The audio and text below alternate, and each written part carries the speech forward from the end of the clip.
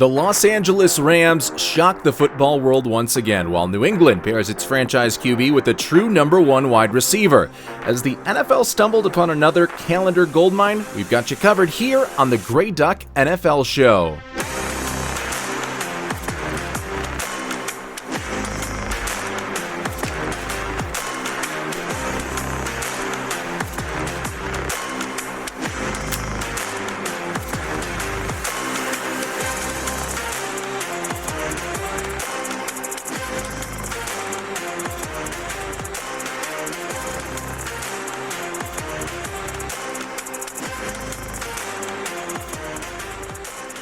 Well, hello and welcome to the Grey Duck NFL Show, a product of the Grey Duck Sports Network. I'm Josh Kolojeski. I'm your host for this NFL program that will take you through all of the news and notes from around professional football here.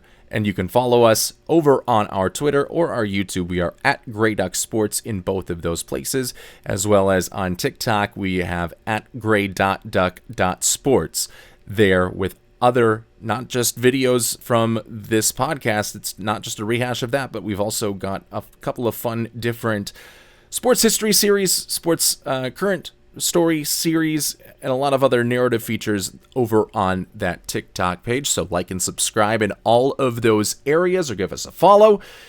And especially if you like what we've got to talk about here this evening. And that is an eventful day in your National Football League. I think, like I said in the intro, the NFL might have just stumbled upon another calendar goldmine. Because I'm not sure that this June 1st thing, the post-June 1st, the pre-June June 1st, was anything more, in its origins at least, was anything more than a financial sort of deal, a salary cap sort of deal. I am not privy to advanced finances or advanced accounting, so I couldn't tell you why certain contracts are able, or what the logic would be behind having the contract on June 1st instead of at the beginning of the league year. Have those salary cap numbers, for whatever reason, go down a couple of months after the new league year has started.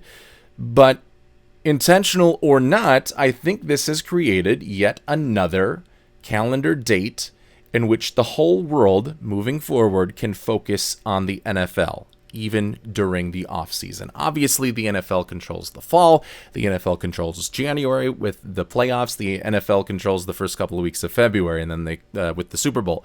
They also control the last couple of weeks of February with the NFL Combine. And that's where you start to see some reports coming out. Even if you're not as interested in the draft prospects, you start to get the rumors that lead and to the free agency, the beginning of the NFL league year, which starts in March. And then in March, that's what the NFL uses to own your attention. In April, it's the NFL draft, which the NFL uses to own our sports attention and to make sure that it is still in the spotlight. And finally, May, they have struck a gold mine now with the schedule releases, not only just releasing the schedules, but making the schedule releases a fun event. Again, all eyes on the NFL. And again, inadvertently or not, they could do that with June 1st, because there was no way, and we knew this, A.J. Brown, based on his cap number, was going to be traded before June 1st. And it seems pretty arbitrary to just have this set day in the middle of the league year that I don't know the reasons of why it is this day, but it seems arbitrary to all of a sudden say, okay, after this point, your cap hit is only going to be this much for the 2026 season, whereas yesterday on May 31st, it would have been twice as much. It was completely unfeasible for the New England Patriots to trade for a player that they got, that we'll talk about in a second, A.J. Brown from the Philadelphia Eagles, because the Eagles would be so hampered by the dead cap hit. But now it is a bit more digestible, for whatever reason, after June 1st. And we can start to see, maybe moving forward, a lot of these June 1st in 2027 and 2028 and 2029 kind of act as a second start to the offseason. And that's kind of how they've acted in the past, with some veteran free agents that haven't signed, that didn't sign before the draft, getting their new landing spots. But typically those guys aren't going to be as big of names as the players that are signed when free agency opens in March. But now you've also got, with this cap hit loophole, it would seem, a new kind of trade deadline, or perhaps the exact opposite of a trade deadline, when you know all of a sudden the floodgates can open and once again the league can focus its attention on the NFL. Because today's June 1st was eventful, to say the least, and it might have been the most eventful day of the NFL offseason so far in terms of the moves that will have the most significant impacts on what will happen in the NFL in 2026.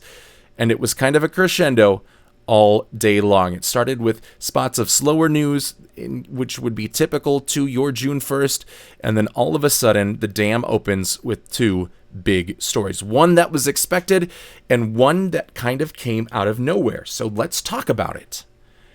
Obviously, what we are referring to is Myles Garrett being traded to the Los Angeles Rams.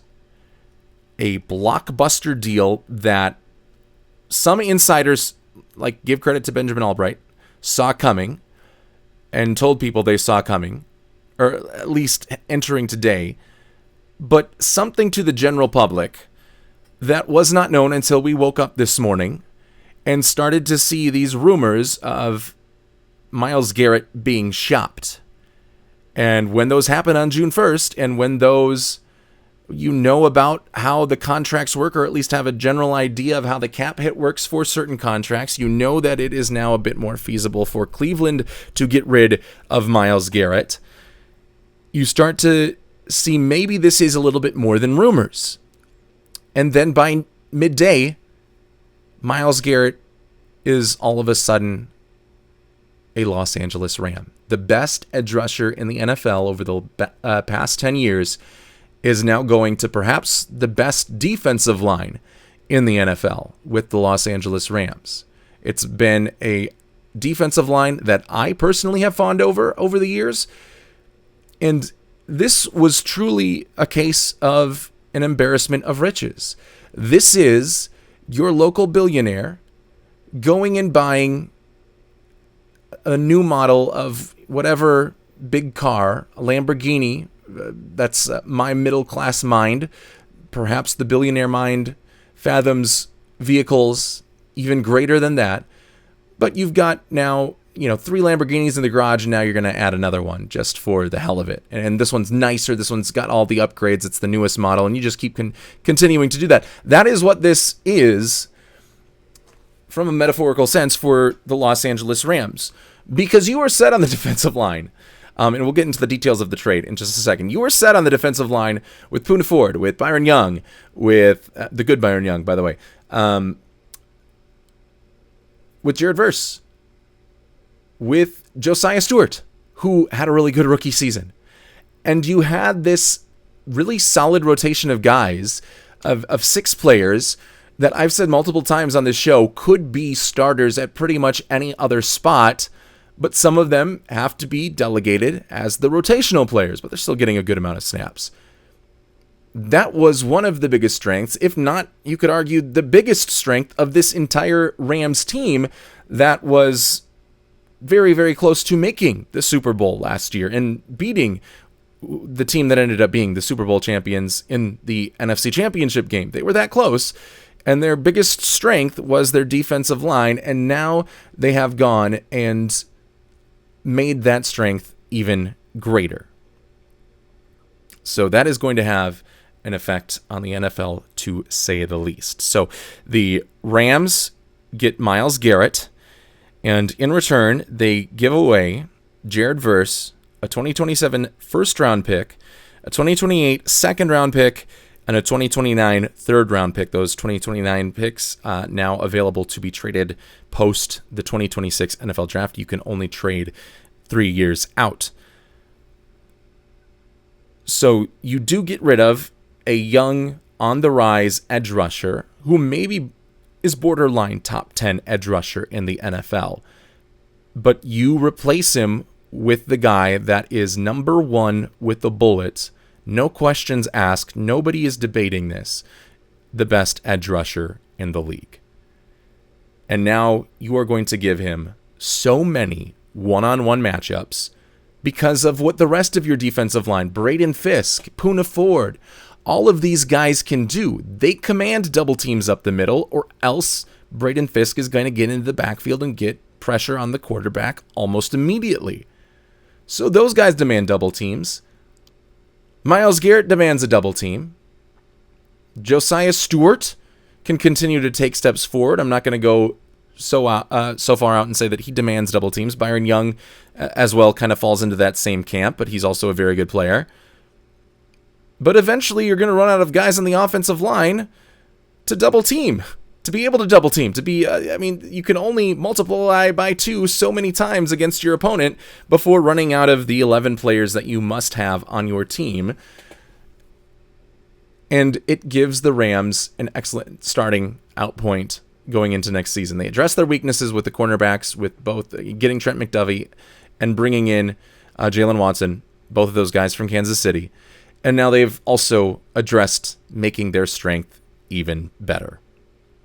And that has been the epitome of the Los Angeles Rams since Les Snead and Sean McVay took over. It is F them picks, but really to a whole new level in this case. I don't think even with the Jalen Ramsey trades, like the Von Miller trades of the past, those guys were all very, very good at those points of their careers. They were not what Myles Garrett is at this point of his career. You can argue Von Miller maybe all-time better pass rusher than Myles Garrett. I would listen to that argument. But where Myles Garrett is now and where Von Miller was at the 2021 trade deadline, I think two completely different atmospheres. And for, who else did the Matthew Stafford, very good player, obviously the MVP. This has continued that run of F them picks this offseason with Trent McDuffie and Myles Garrett, and has put the Rams into win now, no matter what. And it also shows that maybe their plan to draft a quarterback in this draft, because they don't know when Matt Stafford was going to retire, and forego perhaps drafting quarterbacks in what on paper right now is a more loaded 2027 draft class, and maybe a more loaded 2028 draft class at the quarterback position. It makes that line up a little bit more. It makes it make sense. The dots start to connect a little bit when you realize what the Rams now have done. They knew, or at least had an inkling, that they would be able to get another premier player once June 1st came around. Maybe that was going to be A.J. Brown, some people thought. I don't think many people expected it to be Myles Garrett. Maybe it could have been Max Crosby getting back in on that sweepstakes and matching the offer that Baltimore had originally put in. But you now see that that plan was in place. And by not having a 2027 first-round pick, which, by the way, we'll see in another story later on in our show, are more valuable right now than 2028 first-round picks based on what we know about what is kind of lining up to be a pretty historic draft class. So we know that 2027 draft pick, even if the Rams are the Super Bowl winners and it's number 32, you're probably going to have options at number 32 available for you that are on a similar talent scale as guys that were top 10 to 15 in this 2025 draft. Or 2026 draft. So you can kind of look at it that way, that a 2027 late first round pick is the talent equivalent to a middle of the first round pick or early middle of the first round pick from this previous draft class that we just saw. So it's a lot of compensation to give up, but it fits right into who the Rams are, who the Rams have been, and who the Rams hope to be. You don't have any questions anywhere on the ball for this team. But it doesn't go without risk, because Myles Garrett is getting older. Not super old in terms of edge rushers who tend to age a little bit better, or at least their pass rushing skills continue to age like fine wine as seasons go on. But still older nonetheless. You are kind of taking a chance on a player, not taking a chance, that's the wrong wording for it. You know this is a known commodity player, but you're also taking a chance that Father Time does not catch up to him quickly. We've seen it just randomly at times. All of a sudden, a player who may have been even dominant the year prior, all of a sudden is not that guy the next year because he's 30 or 31, because he hits a wall.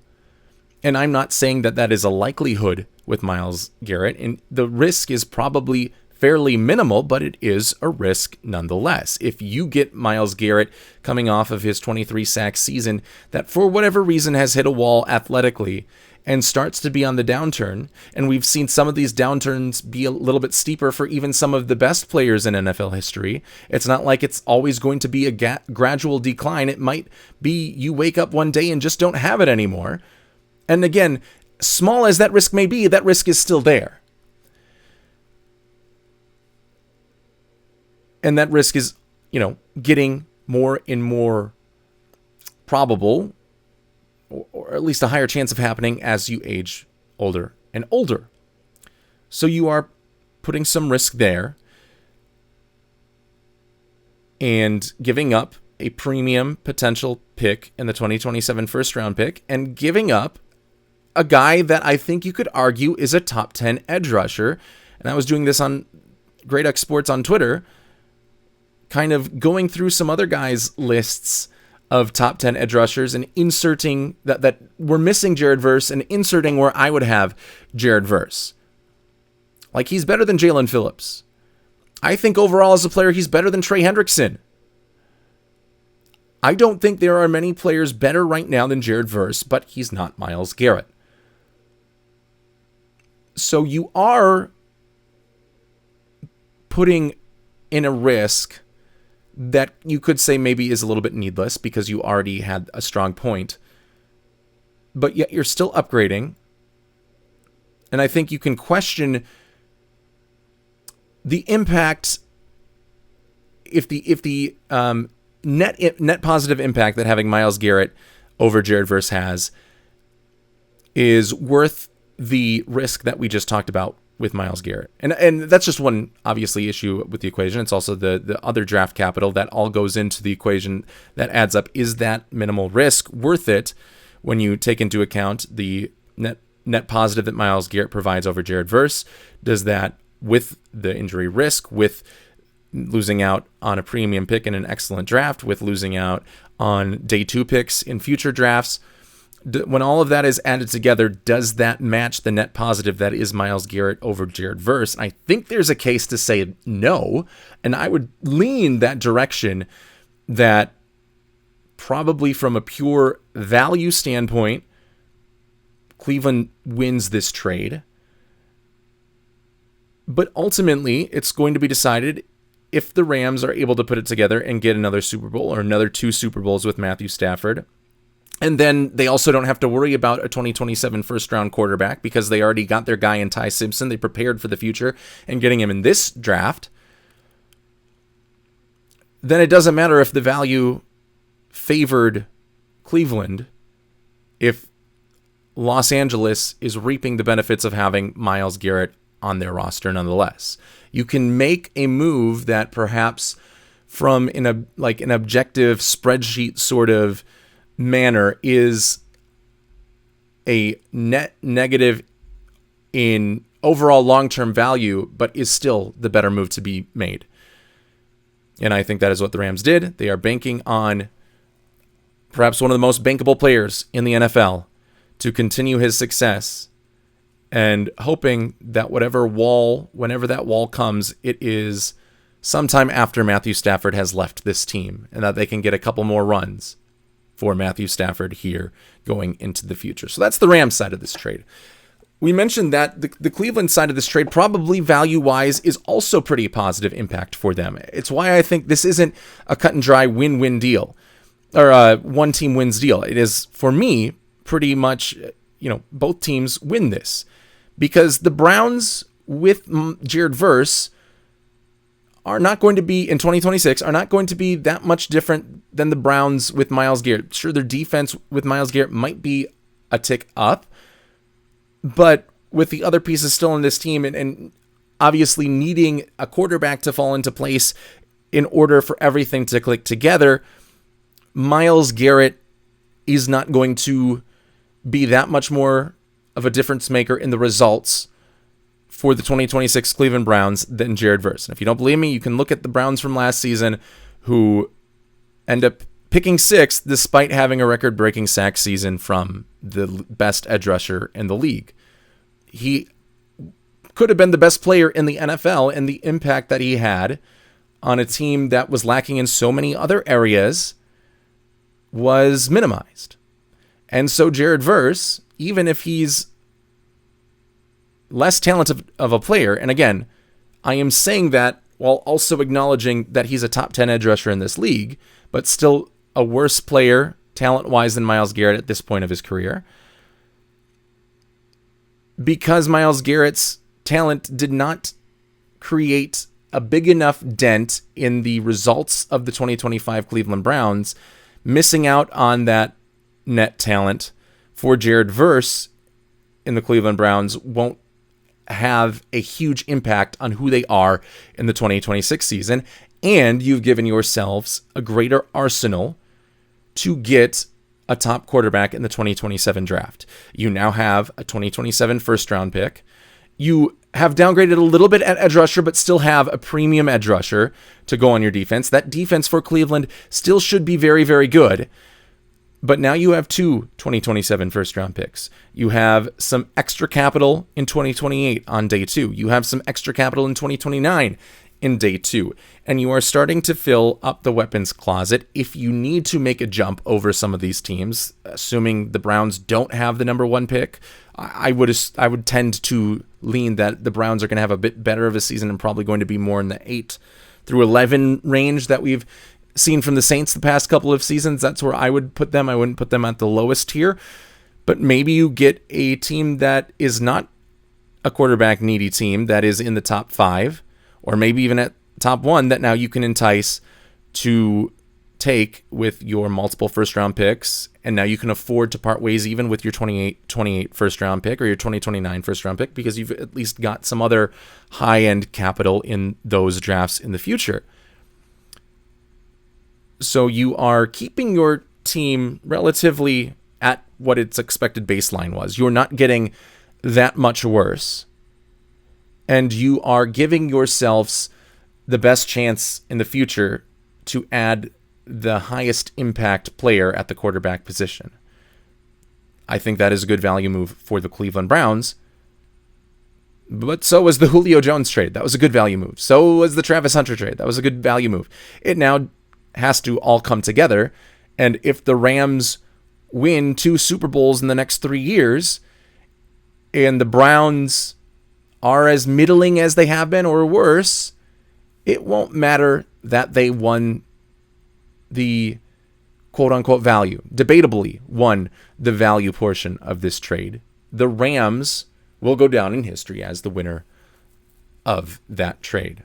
But from a process standpoint, I think it is strong moves by both of these general managers. It came out of nowhere, and it gave us a lot to discuss on a day where I don't think we figured to be discussing all that much outside of the more expected move, which was that the New England Patriots trade for A.J. Brown, the wide receiver, the disgruntled wide receiver of the Philadelphia Eagles. It will be the second time that Brown will pair up with Mike Vrabel. Both of those guys, of course, were together in Tennessee before, against Mike Vrabel's wishes, the Titans traded A.J. Brown to the Eagles. Vrabel able to get the last laugh, hopefully, maybe, and get A.J. Brown back on his team, and now a more talented team, a team that was just in the Super Bowl. And this was something that even before the draft was basically reported as being a done deal heading into June 1st. So much to the point where I was kind of shocked when I woke up and seen that it hadn't happened yet, because it had basically just been assumed by everybody in league circles. So it was probably just the Eagles trying to, maybe go to the Rams, go to some of the other teams. The Chiefs were a team that was rumored to have interest in A.J. Brown and giving them one last shot to match whatever or exceed whatever New England had on the table. And it turned out it was a pretty decent package for A.J. Brown.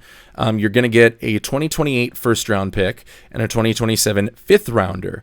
That's what the Eagles are getting in capital. And that was also kind of assumed, that the Patriots weren't going to be willing to part ways with a 2027 first-round draft pick because of how talented this class is going to be.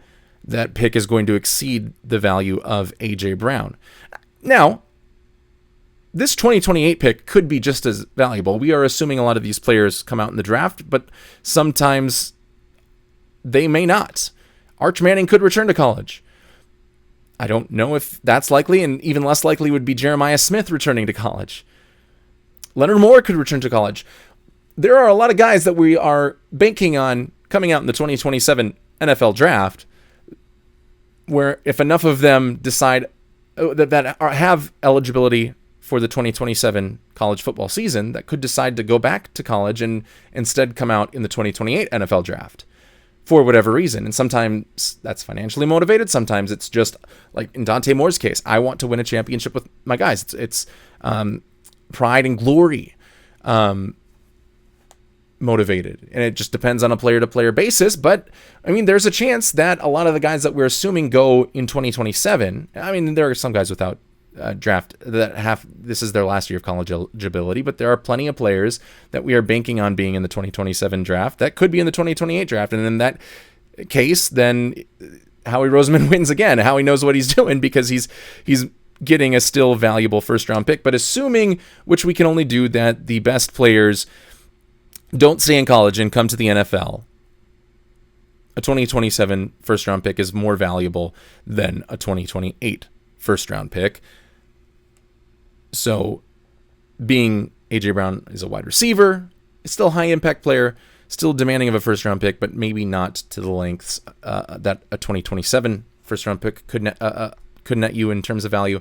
New England was able to convince Philadelphia to take both that 2028 first-round pick and then I think a sweetener thrown in there at the last second for that fifth-rounder. And what that does is it makes a team that we thought could be could have been paper tigers last year with a weak schedule and then a favorable run to the Super Bowl before getting blown up there. It could make that team now a bit more formidable as its schedule gets harder. What does A.J. Brown thrive at? The deep ball on the outside. What does Drake May thrive at? Pretty much everything outside of taking sacks, or sack avoidance, I should say. He thrives at taking sacks because he takes them all the time. But sack avoidance is probably his biggest weakness. But when it comes to throwing the ball, he can throw it to all areas of the field. He's good at extending plays and getting to the outside, and he'll be able to find A.J. Brown. If he is able to drop pinpoint passes to Kayshon Boutte 40 yards down the field, despite him being pretty well covered by Derek Stingley, I have confidence that A.J. Brown can get more open and that Drake May will have even more opportunities downfield. And a guy for me who I think should have been the 2025 NFL MVP can stake his case to that a little bit stronger even with the statistics he might put up in 2026. So you are maximizing the type of playmaker. He is a big step up from your wide receiver one last year, which is an aging Stephon Diggs. A.J. Brown has the size, has the speed, and he gets compared to his college teammate DK Metcalf a lot, but A.J. Brown is the more polished route runner. He is better and has a more versatile route tree than DK Metcalf. You are getting a top 5, top 10 bona fide wide receiver in this league to give to your young quarterback who looked like one of the top quarterbacks in the NFL during the 2025 season, albeit against a little bit of a weaker schedule. And not to forget that he also has Romeo Doubs. The Patriots were able to bring in Romeo Doubs, who, if you looked at him as a number 1 receiver, you were a little bit more hesitant to get back onto the Patriots bandwagon, but now I think it's a bit more digestible to see him as the number 2 wide receiver. He's been a number 2 wide receiver. I mean, he's been a number 1 wide receiver at times in Green Bay in what has been a productive NFL offense, but now he can be a number 2 wide receiver and get a lot more of the one-on-one matchups, because you're going to have to maybe bracket A.J. Brown more or run a lot of the Zeus coverage over to his side. And that takes a lot of extra help off of Romeo Doubs, who is a good man-beating wide receiver. And that should open up more for him. And that is just going to make this offense for the Patriots a lot better. So I think they've made significant improvements on offense. I mean, you're still going to have to make sure that offensive line holds up. And with Will Campbell, maybe, I'm not sure. Jared Wilson, they're hoping can fill in now at center after trading away Garrett Bradbury. They have some good pieces, but still, I think, some question marks on their offensive line. And that was another area that perhaps they needed to fix. But I think offensively, this is going to be a better team than it was last year. And it was a top 10 team on offense last year. I don't know if they've made significant upgrades defensively, but I think this collapse that is popular among people predicting the 2026 season at this point, I think the collapse that has been so popular might not be as realistic for this Patriots team as the vast majority of football fans and analysts would have you believe. And I think A.J. Brown going to a difference-making quarterback, say whatever you want about Jalen Hurts, I don't think he's at the same level of quarterbacking as Drake May. I don't think he ever had a season like Drake May had last year. And hopefully is a more featured part of this offense. And that allows the Patriots to kind of be at a similar level as they were last year, despite the harder schedule. And Drake May still to take some steps forward in his 3rd NFL season. For the Eagles, I mean, it's easy to say you're not a fan of this move, but it seemed like it was the only move that could really be done because A.J. Brown was disgruntled enough to kind of even during the Super Bowl season, you could see a pretty passive-aggressively public rift developing between him and Jalen Hurts that I don't think ever really boiled over to like the point that we saw the Donovan McNabb and Terrell Owens feud boil over, where you got one guy doing push-ups or sit-ups in his driveway talking to reporters. Obviously did not come to a head, which that moment was the head of the faltering relationship between McNabb and Terrell Owens back in the mid-2000s. But it was still public enough that this trade was an open secret among NFL reporters and NFL front offices, that they knew that A.J. Brown was going to be moved on from. I might have suggested, and I am not going to say that I made the smarter move than Howie Roseman, who is one of the best general managers in the league, but I think if I had control of the NFL team, I probably wouldn't have control for very long. But what I would do is, if I had A.J. Brown and Jalen Hurts, and I had to choose between one of them, I'm keeping A.J. Brown.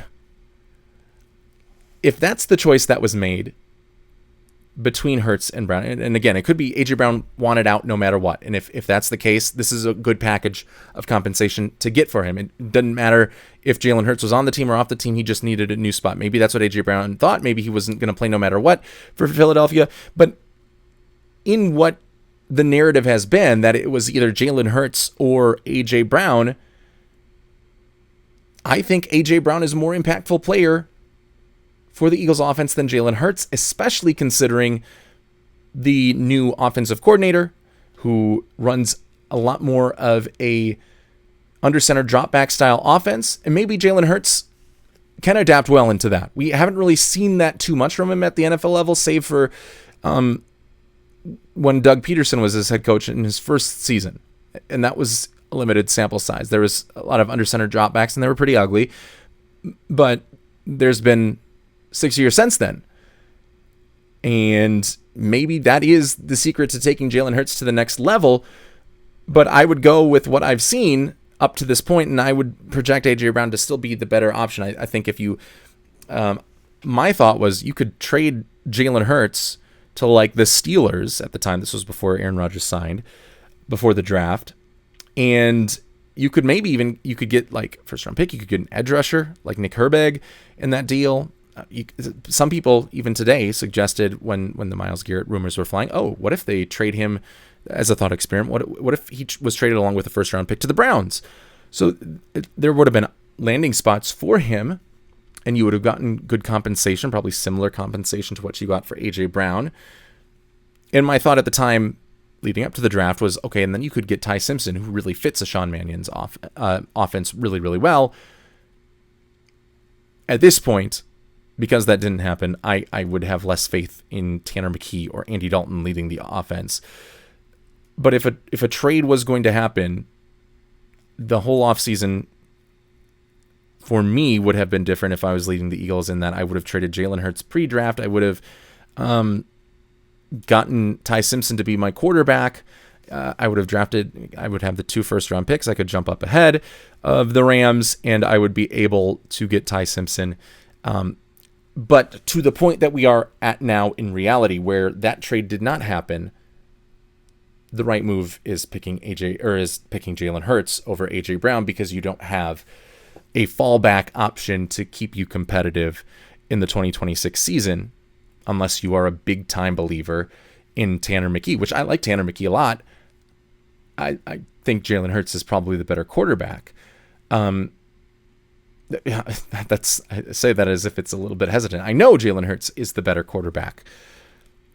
So, given all of that, given that this move had to come because you didn't go with the Josh Kolojeski Grey Duck NFL show way school of thought in trading Jalen Hurts before the draft, because this had to happen, I think you maximized the compensation that you got. And I think the Eagles knew that, because I think they were also on the phones probably today as the day started, seeing if they could convince anyone else to up their offer to go past the Patriots. Nobody else did. Maybe the Patriots throwing in the 2027 fifth rounder was what pushed it across the finish line. But this move was actually announced after the Myles Garrett move. And it was one of 2 big blockbuster trades we had on this June 1st, which goes again into the theme of today's show. Intentional or not, it seems like this is a new calendar day for the NFL to have year in, year out. And now you've basically gotten control of every single month, because we mentioned the playoffs, Super Bowl, draft, combine, free agency starting, new league year, all of that. And in July, it's training camp gets started. August, we have a ton of preseason games, and you're getting excited. It's roster cutdown day. And September, NFL season is back. The NFL has now declared a complete ownership of your 2026 calendar. Orwellian as that may be, I think most of us love it because it is fun to see these sorts of moves. It is fun to be on social media to see all of this happening.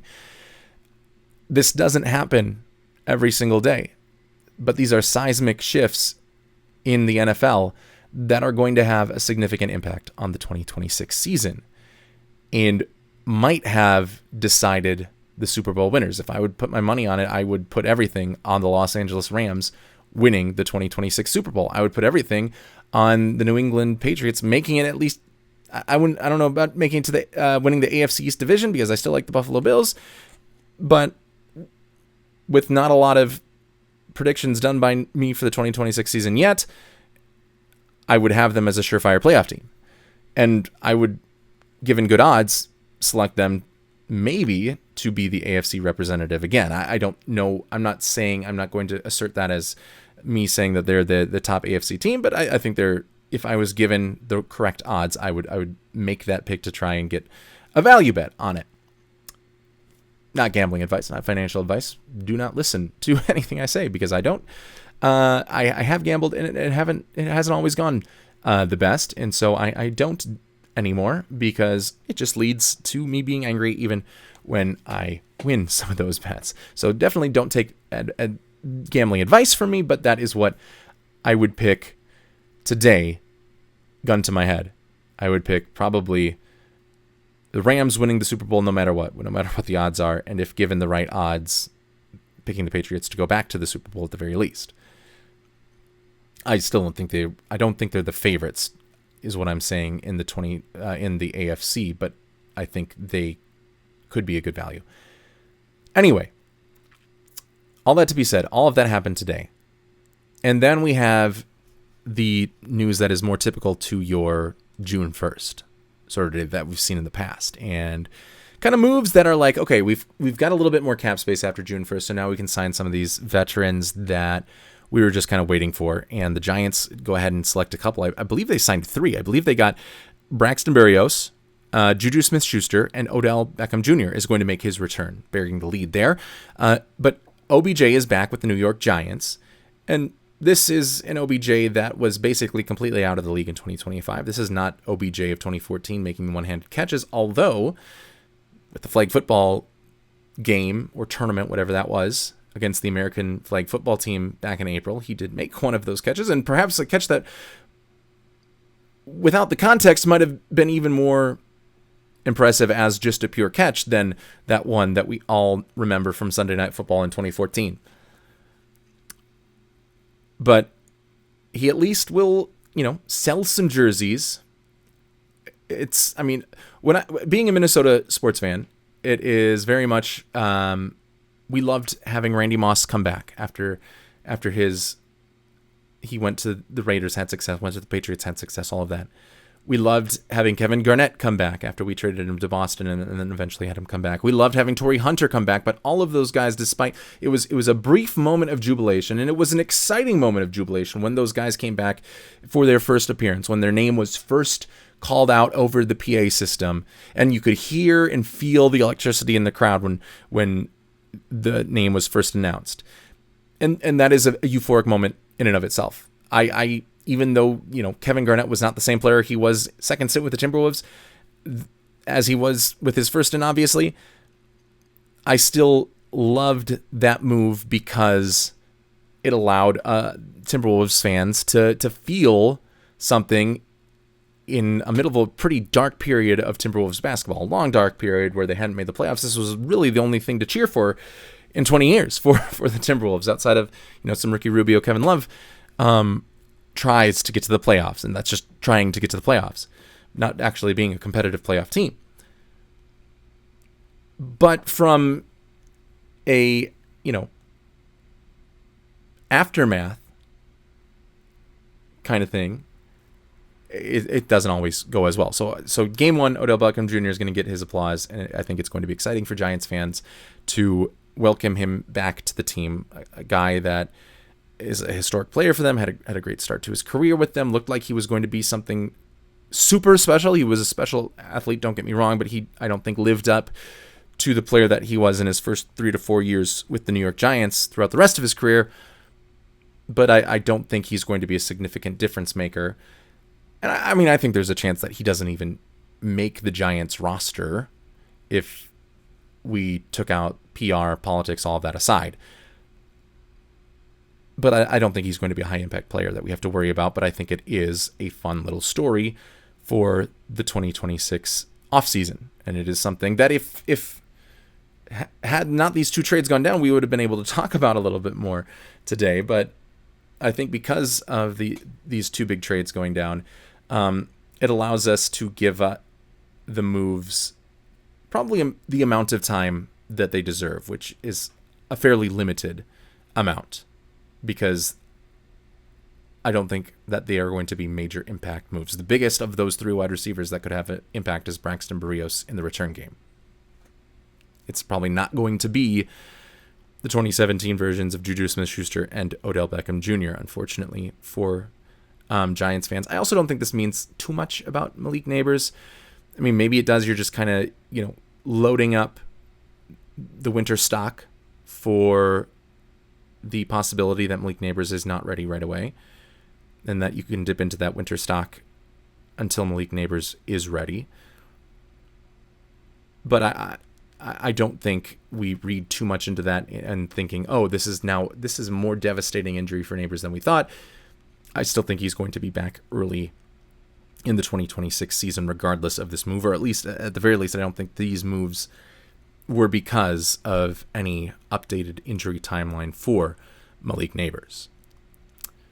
Another piece of news, this coming from over the weekend, the Minnesota Vikings have a new assistant general manager, and his name is Nolan Teasley. You might remember the Vikings fired Kwesi Adofo-Mensah kind of a little bit late in the GM and coaching hiring cycle.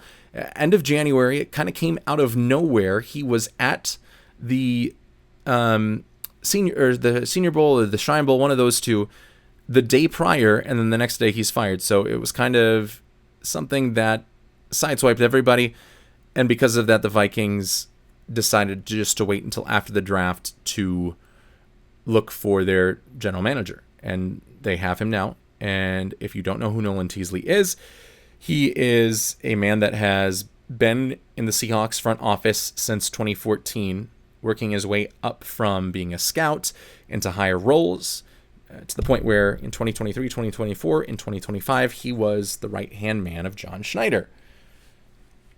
He was their assistant general manager. And you don't want to just credit him with all of these picks, because Schneider is the one making the call here, the ultimate call. But the Seahawks did get a lot better drafting when Teasley came on as the assistant. They've been excellent at it in 2023, 2024, and 2025. And I've seen comments on Twitter of people saying oh yeah, you're expected to hit on your first round pick. Not really. You're not really expected to always hit on your first round picks, especially when some of them are as late as they have been for the Seattle Seahawks. You'd like to hit on your picks, but in reality, I think maybe I should do more of an actual evidence-based study on this, but I would say probably about half of the first round picks kind of wash out pretty quickly into their NFL careers. So those are the odds you're working against. We would like to think that the odds are a little bit higher for the first round picks, but there's a reason why number 1 overall picks are more valued than number 30 overall picks, and that's because those first rounders have a higher chance of hitting, and you start to get not into crapshoot territory, but a little bit less certain territory once you get later on into the first round. And that's not a hard and fast rule, but it's just what typically happens if you look over a long period of time. So when people say, oh, well, he's expected to hit on those, I would say I don't think that there has been a team since 2023 that has had a good of a hit rate in the first round while also picking up difference makers on day 2 and day 3 of the draft than the Seattle Seahawks. Let's look at it. 2023, they had 2 first-round picks thanks to the Russell Wilson trade that happened prior to the 2022 season, and they get Jackson Smith-Njigba, Devon Witherspoon, 2 vital pieces of this Seahawks Super Bowl winning team. 2024, they get Byron Murphy. Also in 2023, I should mention, in the second round, they get Zach Charbonnet, who has been a very, very solid running back for him. In the 4th round in 2024, they get A.J. Barner. They also get Tyrese Knight in 2024, who is a very good blitzing, pass-rushing linebacker that is more of a rotational guy, but still probably brings more value than you'd expect from the position in the draft that he was taken at.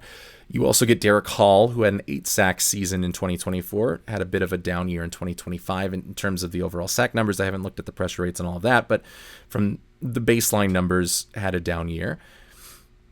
2025, it's Gray Zabel. You also in 2024 had Jalen Sundell, come onto the team, who's Gray Zabel's teammate and has been a competent center, a center that they're trusting to start once again for them in 2026. And then Jadarian Price was the guy. And obviously, there's still a lot to learn from that. But for me, those are all hits. And then Nick Emenwari in the second round for this 2025 for the 2025 draft, and he was one of the best defensive rookies in the NFL. All of those picks were made with Nolan Teasley at the right hand of Dan Snyder. So I think the Minnesota Vikings, and I am biased, yes, I am a Vikings fan, but I think the Minnesota Vikings probably got a strong candidate for their front office. They have a guy that I would have a lot of faith in moving forward, but I also, like the Kwesi Adofo-Mensah hire, I also don't know how much input Nolan Teasley actually had. But if we're just going to go what we can assume and what we've seen from the Seahawks, and we just kind of make these baseline assumptions, it looks like it is a good move for the Minnesota Vikings. And hopefully that it seems like the Vikings are kind of going with a 3, maybe even 4-headed monster in terms of their leadership in choosing players and getting things done with Teasley, the guy that was the interim general manager between Adofo-Mensah's firing and Teasley's hiring, that is Rob Brzezinski. And then Kevin O'Connell, and I think Brian Flores' contract also includes personnel decisions as the defensive coordinator. So it might be this kind of 4-way cube of authority that the Minnesota Vikings have. And it'll be interesting to see how well that works. And a team that, when they fired Mike Zimmer and Rick Spielman in 2021, said they wanted to build a culture of collaboration, they better hope that the culture of collaboration has settled in, or else it could be a little bit disastrous based on how much collaboration these other 3 heads in Brzezinski, O'Connell, and Flores were promised under Nolan Teasley. Then finally, we'll end with this. Russell Wilson. Well, it says he's putting a pause on his playing career, but let's be honest, this is going to be it for Russell Wilson. I don't see a future unless, the Seahawks in 5 years have Daniel Jones go out and Anthony Richardson has an orbital fracture and can't play, and they have a 7th-round draft pick, and Russell Wilson's like, hey, I'll come back and play 5 years later.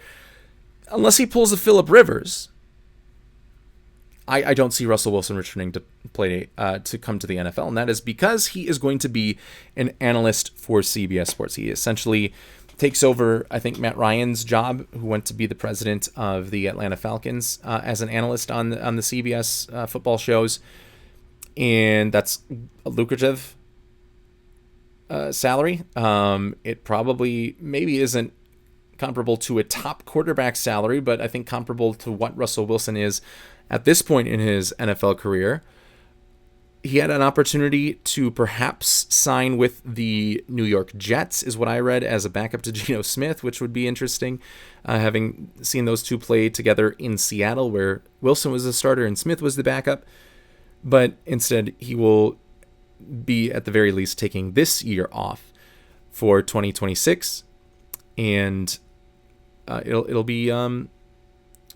if this is it for Russell Wilson, the question is he a Hall of Famer? And my gut reaction is to say yes. And I was actually surprised at how many gut reactions on social media today said no. I think he is a player that always had good numbers through the first probably 10, 11 years of his career. Made a Super Bowl, won a Super Bowl, made a Super Bowl that he lost, then obviously made another Super Bowl that he won, but was a key integral part of an offense that won a Super Bowl for the Seattle Seahawks back in 2013-14 season. A player that always had strong, traditional numbers, touchdown to interception, always above average in yards per attempt in the prime of his career, never got MVP votes, but was also always a good runner. He was a weapon on offense early on in his career. And I think, for me, the guy that he compares to Hall of Fame resume-wise, and again, I have not looked deeply into the stats just yet, and this is a gut reaction. I know Kurt Warner, at the height of his careers, was better. He was an MVP. He was better than Russell Wilson ever was in any singular year during his height. But it reminds me of a kind of career arc. It doesn't even remind me of like a kind of a career mark, but the career is similar to that of Kurt Warner. Obviously, Russell Wilson did not have to take this journey through the wilderness in the middle of his NFL career before finding a new home where he had almost the same sorts of success as he did in his first home, like Kurt Warner did, where Kurt Warner was an MVP quarterback out of nowhere for the St. Louis Rams, and then injuries and poor play forced him out as a starter, and the Rams went with Mark Bulger, and Kurt Warner went to go play with the Giants to help get Eli Manning up to speed, play with the Cardinals to help Matt Leinart get up to speed. And then when Matt Leinart, it became clear that he was not good, and it became clear that Kurt Warner was still a really good quarterback, Kurt Warner won that starting job, took that team to the Super Bowl. Obviously, Russell Wilson's career has not taken that same path.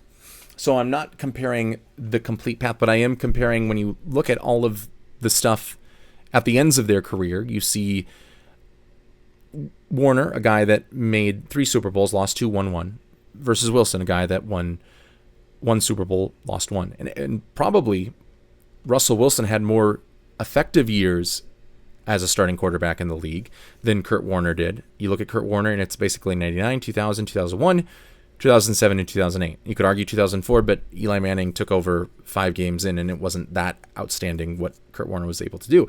I think you can look at Russell Wilson and go 2012 to 2021. All of those years were really effective starting quarterback years, whereas Kurt Warner's peaks were higher. Russell Wilson had a long run of consistency, maybe where he was less as a top 5 quarterback than Kurt Warner was during his 6 years, because I forgot 2009. But still putting up, I think, a similar production impact in those 10 years as Kurt Warner had in those 6 years. And if you're just a person that goes to the Hall of Fame for the peaks of players' careers, then yes, Kurt Warner is a shoo-in over Russell Wilson automatically. But for me, I think Russell Wilson has the longevity and was always a top 10 quarterback during that 10-year span. It wasn't just because he wasn't number 1, 2, or 3 in any of those years didn't mean that he wasn't one of the best players at that position in the league. There were just some guys that were better than him.